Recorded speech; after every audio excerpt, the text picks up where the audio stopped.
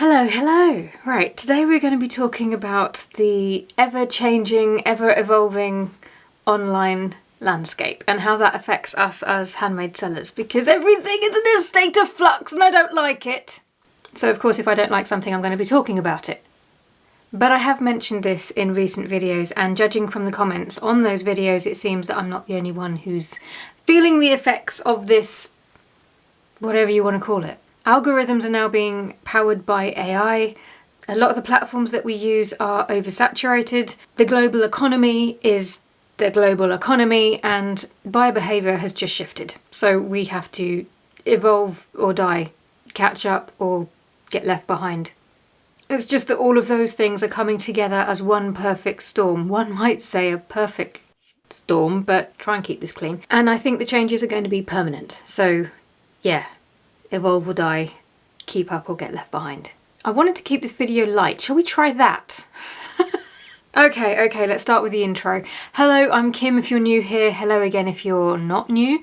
This is the Coffee and Craft podcast where I drink coffee. I don't usually craft, who am I kidding? I rarely craft these days. But the idea is that I keep you company while you work or craft, and we talk about just running a handmade business because it's a whole thing. There you go, that's my scrappy intro. Alright, let's just dive straight into the changes to the online landscape. I think we've all definitely seen a shift in buyer behaviour. People have less money to spend on frivolous things. They are still spending. This is not a kind of people will not spend. They absolutely will. But they are much more mindful these days about what they're spending their money on. And I, for one, definitely fall into that category. So we have to bear that in mind with our marketing and right back at the start when we're even planning our products and deciding what to make. But on platforms that we sell on, such as Etsy, because I know as a handmade seller, a lot of people are on that platform, there's been a shift to it attracting a very different kind of customer that it used to. So I, for one, have talked about how I've noticed that it's the smaller ticket items that tend to sell the most on that platform. And the platforms that we've been using to promote and grow our businesses on, they're also changing, every single one. So it can be really hard to keep up and it can feel very overwhelming very fast. For example, we all know how Etsy's changing. We're not going to be discussing that today. I discussed that last week. I don't want to anymore. But it's not just Etsy. Google search. Google has massive changes that have had an impact on everyone. I've spoken before about how I've noticed a dip in my organic Google search. Google. So the more you say that word, the more ridiculous it sounds. TikTok. I mean, that's forever changing. And for some of us, it might not even be here in a year's time. We just don't know. Every platform that we use to try and build our businesses on are changing. And some of that can be to our advantage, because the next thing that I've noticed is the impact of the word escapes me, social commerce, social e-commerce. Basically, there are certain platforms that are starting to come into their own as being a major sales channels in their own right. Pinterest was never really a place that I would have considered before to buy things. And to be honest, whenever I go on there, it's never with the intention to buy. But I've bought a few things, admittedly through Etsy, but I found them on Pinterest. The fact that at the moment Pinterest seems to be a better search engine for things than Etsy itself, even the things that are on Etsy, is tickles me. But we will move on. We have to, because the sun is coming out and it's going to start shining in my face in a minute. So. And social channels like Instagram. I've started to see a rise of people using Instagram to sell on, be it linking a website such as Shopify to it, or they are selling in the DMs, or they're doing live streams, but again using something else as a kind of cart for hire like Shopify or what have you. But it seems to be more people are moving to social media to sell now. I don't know if that's because they're having issues with Etsy, or as again, this is just a trend that seems to be growing. What I should have said at the beginning of this video, take what serves you and leave the rest. I'm just discussing the things, the trends, the new changes that I've noticed and have noticed other people talking about. And I do think this is something we need to be paying more and more attention to. So yeah, don't take everything that I say as fact, because everything is in a state of flux. But it's definitely worth shining a light on what seems to be working now. and asking questions about, is this where things are moving towards? Because that's how we keep things fresh, that's how we evolve. Okay, so these are some of the emerging trends that I think are worth raising, now that I've got my disclaimer out the way. Now, the first one I've spoken about at length before, even years gone past, because this isn't so much a trend, it's something that's always worked, but it's something that we should be leaning into harder because it's become more of a thing as the global economy and all of the other changes that I've already mentioned have just... Personalization, customization, added value to our products. We have to try and view our products now and see where we can tweak them, refresh them, add more value, because our customers are looking to get more bang for their buck these days. Now, I nearly didn't include this one because it seems to divide people. Either people nod their heads furiously or people eye roll. So I don't want to get into a debate about this, but sustainability and ethical practices are becoming more important to most consumers. It really does depend who you're selling to. If you're selling to a younger demographic, it is more important, and it's definitely not going to go anywhere. Obviously, in a previous life, my business was called the Eco Tree, so obviously I care about it and I'm going to bring it up. If there's any way that you can lean into it, even if it's just in your packaging, I would say it's worth it. I've kind of touched on this new emerging trend a minute ago, and that was the, you see it a lot on TikTok, it's the live stream selling, which you either love it or hate it. I mean, actually no, I'm kind of ambivalent to it. It's just kind of, it's another way of selling. I don't like it on TikTok because it just feels like the QVC channel, but on TikTok. It's just people shilling tat, you know, like, look at this plastic thing that I bought on Amazon or TikTok shop or whatever the hell. It's like, I'm not interested, bugger off. I have seen it done in a much better way. If you sell on Shopify, you can buy like these sales trackers, and then as a sale comes in, it literally sort of updates. I've seen someone, I can't remember if they were packaging their videos, I didn't stick around so I don't know exactly what they were doing. As they were chatting to the camera and the sales were coming in at the same time, and it just felt a little less in your face, a little less QVC, and it was, you know, it wasn't what I was looking to watch at all, but I just stumbled across it and I ended up watching a few minutes of it. I think the reason why I'm saying all of this ramble is to say that there is a good way of doing live stream selling and there's a wrong way.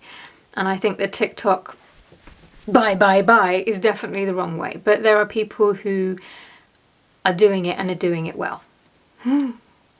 How many of you are singing right now? Because I know I am. This one I can speak to from first-hand experience, and I've written down subscriptions and membership models. Now, I'm mainly thinking of Patreon when I say this. Artists use Patreon a lot, so things like memberships and subscriptions can just help bring in sort of more consistent income stream that just helps you keep the lights on, and it just makes holding on just a little less like So for me, this looks like having my Patreon community. Don't worry, this isn't a sell. It's for YouTube, by the by, so you don't have to go and check it out if that's not your bag. And also here on YouTube, I also have the membership. Yeah, the membership. Sorry, I was going to say the membership channel. That's not a thing. It's just the membership, and it's at the lowest figure that you can, because it was supposed to be just a tip jar membership for people who wanted to support my channel without actually buying something. But as I've said before, I'm British. I don't know, it just feels a bit too much like having your hand out for nothing. I don't know, it's just, we don't have a tipping culture here in the UK. So I do make videos as and when I can for the membership as a kind of a thank you. All of that to say, memberships / subscriptions, it's a way to help keep the lights on in your business if it works for you. If you're an artist or a maker that can make use of something like Patreon, it does really work well with a YouTube channel as well, because I think people who watch YouTube videos are used to seeing people talk about Patreon. But I think that way of creating a revenue stream, even if it's a small one, it's something that's on offer. It's something that's on the table for you to play with, experiment with, lean into. If that could be a way to keep the lights on in your business, it's definitely worth thinking about. Okay, let's dive into strategies to help you adapt and thrive. And when I say you, I mean me too. I want to adapt and thrive. Now this one is quite interesting, and it is about Etsy. Yeah, I know, but just hear me out. It's optimizing your shop, which this is going to go a little against last week's video, which is where I was like, blah, blah, blah, blah. But I had a thought in hindsight. I mentioned how I've been dinged with Google search since they've brought in their new AI powered search changes gubbins blur. And I'm wondering if Etsy have also been dinged by this, and so what they're trying to do is get us to optimize our listings, well, not so much our shops, but our listings and the photographs and stuff, so that they will appear more in Google search, because it might be a trickle down effect. It might be that Etsy don't give a flying hoo-ha about collage pictures as your thumbnail, but maybe they don't do so well in Google search with the new AI search. And so therefore they're trying to keep up with that.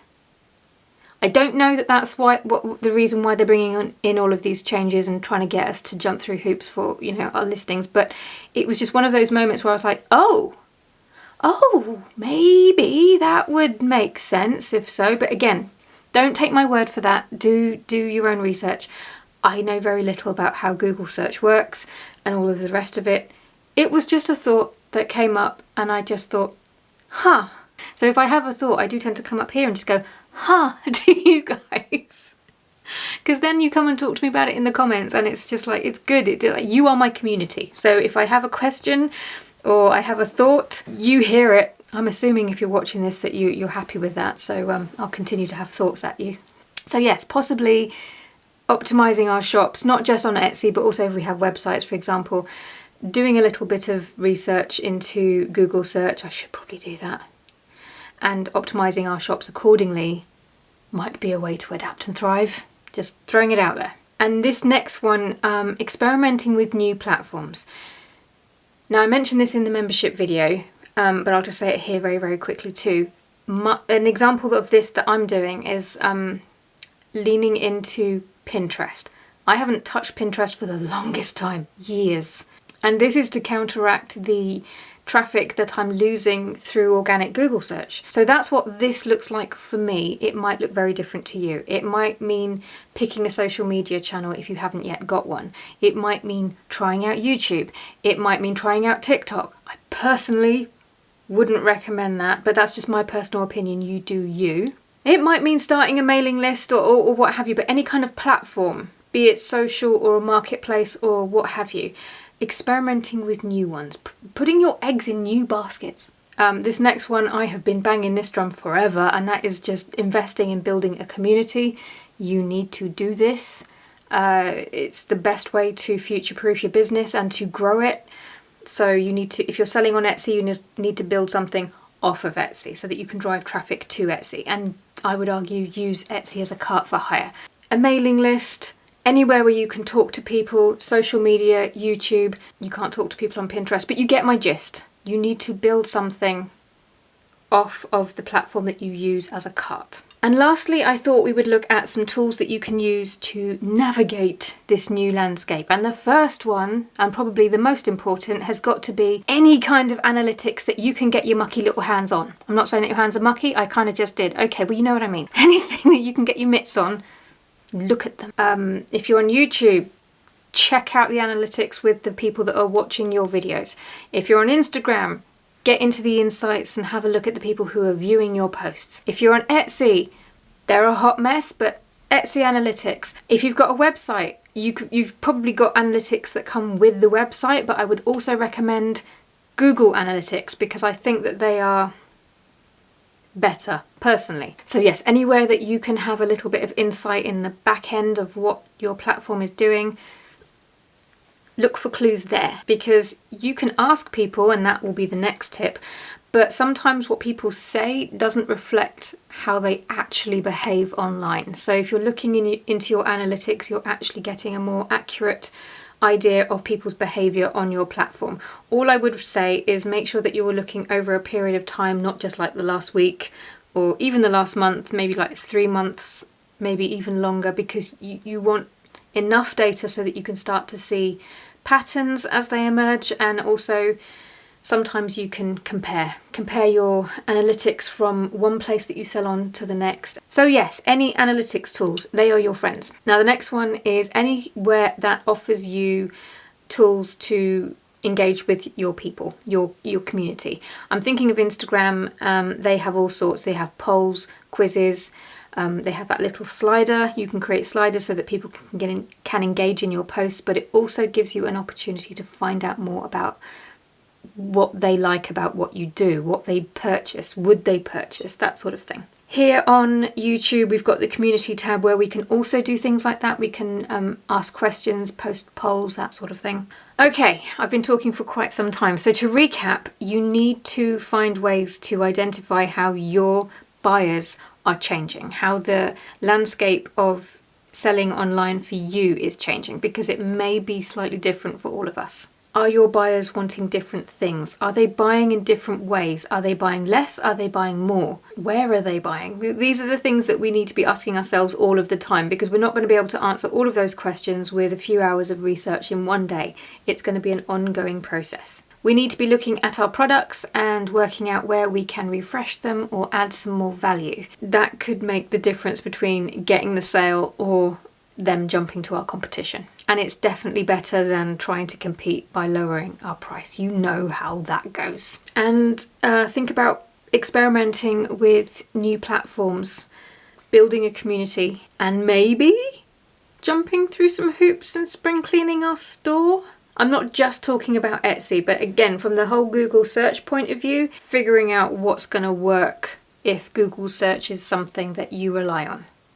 And I'm saying that as much to me as I am to you.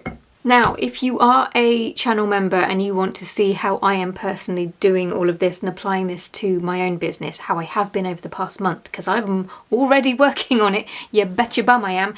I posted a video last week. Why haven't you watched it? Seriously though, if you've missed it and you'd like to see it, it's up there. Go have a little look-see. And for the rest of you, I hope you're okay. I hope this video has given you something to think about. We will be okay, but we are in a state of flux and we are going to have to evolve a little bit in order to keep up with everything. And I appreciate that it is really bloody exhausting. I'm there in the trenches with you, my love. And you are my community, and I thank you very, very much for that. Thank you for keeping the lights on in here. And I will see you next week. Ta-ra.